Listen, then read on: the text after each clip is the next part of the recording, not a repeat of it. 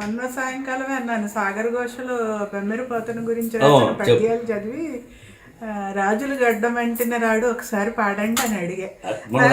Award వచ్చిందని తెలియగానే నేను ఆశ్చర్యపోయాను అనమాట. ఎందుకంటే నేను సాగర్ ఘోష పుస్తకం చదువుతూ ఆ పద్యాలన్నీ కూడా నా మనసులో ఈయనకే అన్వయించుకున్నాను. ఈయన అంతే కదా, ఎవరిని అడగరు. నేను పలానా దేవాలయానికి వెళ్దామా అండి అని అడుగుతాను. మా పెళ్ళైన కొత్తలోనే నాకు చెప్పేవారు అనమాట. వాళ్ళు పిలిస్తేనే వెళ్తాం దేవాలయానికి కూడా అనేవారు. నాకు ఆశ్చర్యంగా ఉండేది. సరే ఫోన్లో ఆయన అభిప్రాయాలు అవి ఎందుకులే అని ఊరుకునేదాన్ని. కానీ ఈ సహచర్యంలో అర్థమైంది నాకు ఈయన మనస్తత్వం. అదంతా గర్వం కాదు, తనకి ఉన్న ఆత్మవిశ్వాసం అంతే అనేసి.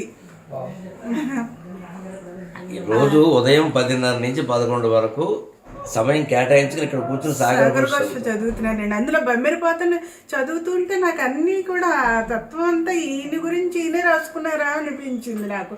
ఏమంటే ఇవన్నీ నేను మీకు పాడతానండి అని పాడాను. నేను కూర్చొని కూర్చోండి నీకు నచ్చిన పద్యం పాడు, పర్వాలేదు. నీ కొనగోరు చాలు జననీ పాడు. మా అమ్మ మీద రాసిన పద్యాలు 110 ఉన్నాయండి. 50కి పైగా ఈవిడ కంఠస్థం. అత్తగారు ఎంత దృష్టివంతురాలో చూడండి, కోడలు కారణంగా. నీకు నచ్చిన పద్యాలంటే మా అత్తగారి మీద పద్యాలని చెబుతుందండి. 50 పద్యాలు ఈవిడ కంఠస్థం మా అమ్మ మీద రాసి. మా అత్తయ్య గారు మా దగ్గరే ఉండేవారండి. శారద దగ్గర ఉంటాననేవారండి. ఈయన ఊరికి వెళ్ళినా మేము ఇద్దరం ఉండేవాళ్ళం అండి. నీ కొనగోరు చెప్పు. కళ్ళు మూసుకుని పడలేదే పాడు. ఏం మొదలు పెడితే వస్తుంది. నీ కొనగోరు మీటి నీ కొనగోరు చాలు జనని. ఇంకొకసారి పాడతానండి. పాడు, ఇంకొకసారి కాదు, పాడు. ఏమొస్తే అదే పాడు.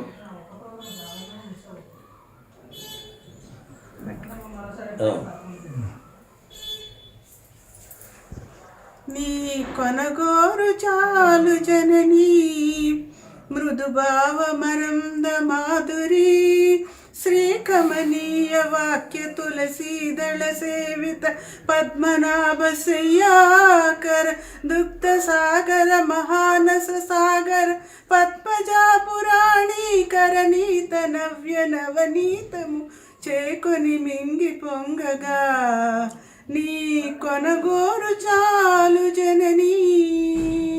అయ్యా మీరు అదృష్టవంతులు, వీడు పూర్తి పద్యం పాడింది ఇక్కడే. నాకు మా వారి కవిత్వం చాలా ఇష్టం అండి.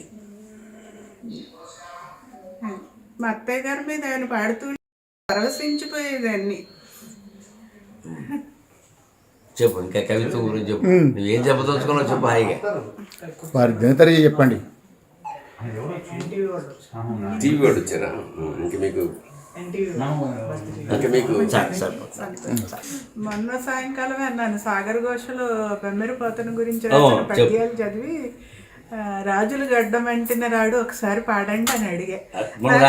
అవార్డు వచ్చిందని తెలియగానే నేను ఆశ్చర్యపోయాను అనమాట. ఎందుకంటే నేను సాగర్ ఘోష పుస్తకం చదువుతూ ఆ పద్యాలన్నీ కూడా నా మనసులో ఈయనకే అన్వయించుకున్నాను. ఈయన అంతే కదా, ఎవరిని అడగరు. నేను పలానా దేవాలయానికి వెళ్దామా అండి అని అడుగుతాను. మా పెళ్ళైన కొత్తలోనే నాకు చెప్పేవారు అనమాట. వాళ్ళు పిలిస్తేనే వెళ్తాం దేవాలయానికి కూడా అనేవారు. నాకు ఆశ్చర్యంగా ఉండేది. సరే ఫోన్లో ఆయన అభిప్రాయాలు అవి ఎందుకులే అని ఊరుకునేదాన్ని. కానీ ఈ సహచర్యంలో అర్థమైంది నాకు ఈయన మనస్తత్వం. అదంతా గర్వం కాదు, తనకి ఉన్న ఆత్మవిశ్వాసం అంతే అనేసి. రోజు ఉదయం 10:30 నుంచి 11 వరకు సమయం కేటాయించుకుని ఇక్కడ కూర్చుని సాగర్ ఘోష చదువుతున్నానండి. అందులో బెమ్మెరిపోతను చదువుతుంటే నాకు అన్నీ కూడా తత్వం అంతా ఈయన గురించి ఈయనే రాసుకున్నారా అనిపించింది నాకు. ఏమంటే ఇవన్నీ నేను మీకు పాడతానండి అని పాడాను. నేను కూర్చొని కూర్చోండి. నీకు నచ్చిన పద్యం పాడు, పర్వాలేదు.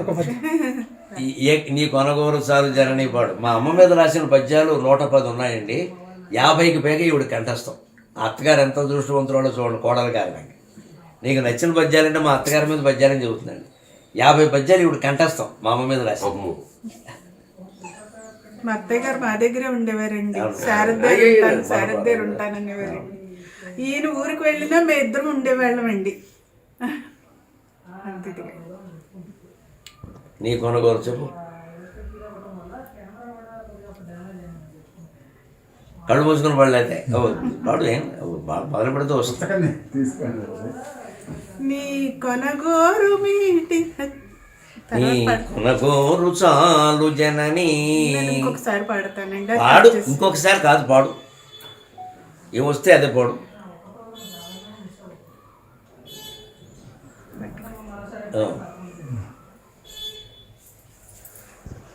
నీ కొనగోరు చాలు జననీ మృదుభావమరంద మాధురీ శ్రీకమనీయ వాక్య తులసీదళ సేవిత పద్మనాభశయ్యాకర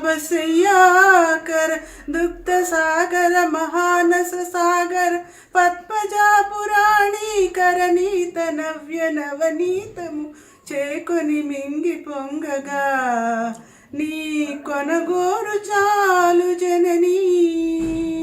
అయ్యా మీరు అదృష్టవంతులు, వీడు పూర్తి పద్యం పాడింది ఇక్కడే. నాకు మా వారి కవిత్వం చాలా ఇష్టం అండి. మా అత్తయ్య గారి మీద ఆయన పాడుతూ పరవశించిపోయేదాన్ని. చెప్పు, ఇంకా కవిత్వం గురించి చెప్పు. నువ్వేం చెప్పదలుచుకున్నావు చెప్పు హాయిగా. వారి దినచర్య చెప్పండి. టీవీ వాడు వచ్చారా? ఇంక మీకు మొన్న సాయంకాలం అన్నాను సాగర్ ఘోషలో బెమ్మెరు పోతన గురించి రాసిన పద్యాలు చదివి రాజులు గడ్డం వెంటిన రాడు ఒకసారి పాడండి అని అడిగా. అవార్డు వచ్చిందని తెలియగానే నేను ఆశ్చర్యపోయాను అనమాట. ఎందుకంటే నేను సాగర్ ఘోష పుస్తకం చదువుతూ ఆ పద్యాలన్నీ కూడా నా మనసులో ఈయనకే అన్వయించుకున్నాను. ఈయన అంతే కదా, ఎవరిని అడగరు. నేను పలానా దేవాలయానికి వెళ్దామా అండి అని అడుగుతాను. మా పెళ్ళైన కొత్తలోనే నాకు చెప్పేవారు అనమాట. వాళ్ళు పిలిస్తేనే వెళ్తాం దేవాలయానికి కూడా అనేవారు. నాకు ఆశ్చర్యంగా ఉండేది. సరే ఫోన్లే ఆయన అభిప్రాయాలు అవి ఎందుకులే అని ఊరుకునేదాన్ని. కానీ ఈ సహచర్యంలో అర్థమైంది నాకు ఈయన మనస్తత్వం. అదంతా గర్వం కాదు, తనకి ఉన్న ఆత్మవిశ్వాసం అంతే అనేసి. రోజు ఉదయం 10:30 నుంచి 11 వరకు సమయం కేటాయించుకుని ఇక్కడ కూర్చుని సాగర్ ఘోష చదువుతున్నానండి. అందులో బెమ్మెరిపోతను చదువుతుంటే నాకు అన్నీ కూడా తత్వం అంతా ఈయన గురించి ఈయనే రాసుకున్నారా అనిపించింది నాకు. ఏమంటే ఇవన్నీ నేను మీకు పాడతానండి అని పాడాను. నేను కూర్చొని కూర్చోండి నీకు నచ్చిన పద్యం పాడు, పర్వాలేదు. నీ కొనగోరు చాలు జనని పాడు. మా అమ్మ మీద రాసిన పద్యాలు 110 ఉన్నాయండి. 50కి పైగా ఈవిడ కంఠస్థం. అత్తగారు ఎంత దృష్టివంతురాలో చూడండి, కోడలు కారణంగా. నీకు నచ్చిన పద్యాలంటే మా అత్తగారి మీద పద్యాలని చెబుతున్నాను. 50 పద్యాలు ఈవిడ కంఠస్థం మా అమ్మ మీద రాసి. మా అత్తయ్య గారు మా దగ్గరే ఉండేవారండి. శారద దగ్గర ఉంటాననేవారండి. ఈయన ఊరికి వెళ్ళినా మేము ఇద్దరం ఉండేవాళ్ళమండి. అంతే. నీ కొనగోరు చెప్పు. కళ్ళు మూసుకుని పడలేదే పాడు ఏం మొదలు పెడితే వస్తుంది.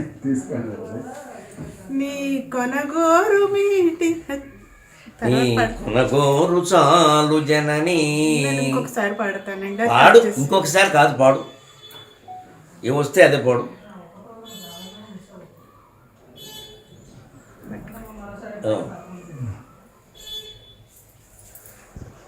నీ కొనగోరు చాలు జననీ మృదుభావమరంద మాధురీ శ్రీకమనీయ వాక్య తులసీదళ సేవిత పద్మనాభశయ్యాకర దుగ్ధ సాగర మహానస సాగర పద్మజా పురాణీకర నీత నవ్య నవనీతము చేకొని మింగి పొంగగా నీ కొనగోరు చాలు జననీ.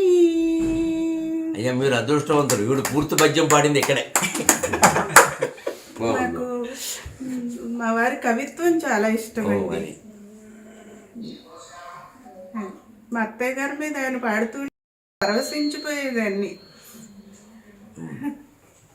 చెప్పు ఇంకా కవిత్వం గురించి చెప్పు నువ్వేం చెప్పదలుచుకున్నావు చెప్పు హాయిగా. వారి దినచర్య చెప్పండి. టీవీ వాడు వచ్చారా? ఇంక మీకు ఎన్టీవీ ఇంకా మీకు సరే